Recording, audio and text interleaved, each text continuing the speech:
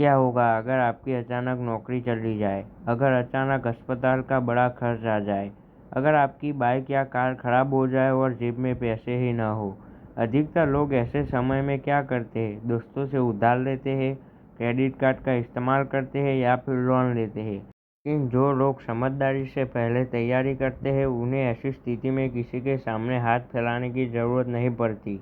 यही तैयारी कहलाती है इमरजेंसी फंड। इमरजेंसी फंड आपकी आर्थिक सुरक्षा की पहली सीढ़ी है।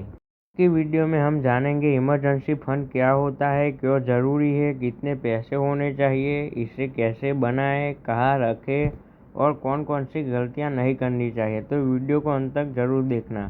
तैयार आज सुरक्षित कर, छोटी बचत बड़ी सुरक्षा। हम जानते हैं कि इमरजेंसी फंड क्या होता है। इमरजेंसी फंड ऐसा पैसा होता है जिसे केवल अचानक आने वाली वित्तीय परेशानियों के लिए रखा जाता है। यह निवेश नहीं है, यह पैसा कमाने के लिए नहीं बल्कि आपको आर्थिक सुरक्षा देने के लिए होता है। इसे आप फाइनेंशियल सेफ्टी नेट भी कह सकते हैं।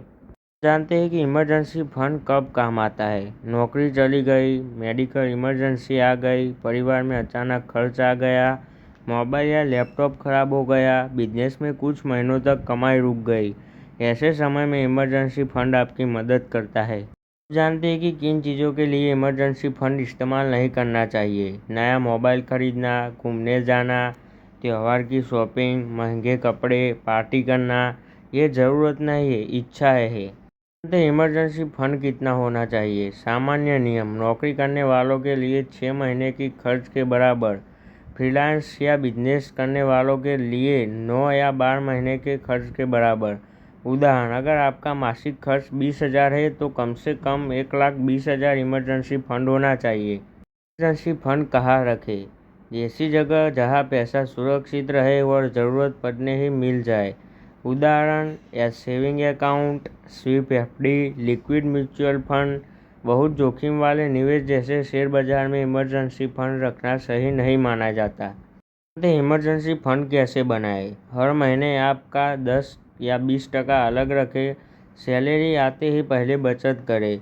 ऑटो ट्रांसफ़र चालू करें। बोनस या अतिरिक्त आय का कुछ हिस्सा इसमें जोड़ें। अलग बैंक अकाउंट रखें ताकि खर्च न हो। बड़ी गलतियाँ, इमरजेंसी फंड बनाना ही नहीं, उसे निवेश समझ लेना। छोटी छोटी इच्छाओं पर खर्च कर देना, एक ही खाते में सारी बचत रखना, पैसा निकालने के बाद दोबारा जमा न करना।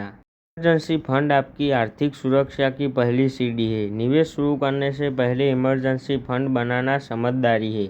याद रखें, इन्वेस्टमेंट करने से पहले प्रोटेक्ट करना ज़रूरी है। अगर आपने अभी तक इमरजेंसी फंड नहीं बनाया है तो आज से शुरुआत करें। छोटी छोटी बचत भी समय के साथ बड़ी सुरक्षा बन सकती है। ऐसे ही अपना भविष्य बेहतर बनाने के लिए हमारी चैनल को सब्सक्राइब कर देना। फाइनेंस के वीडियो आते ही रहते हैं ऐसे।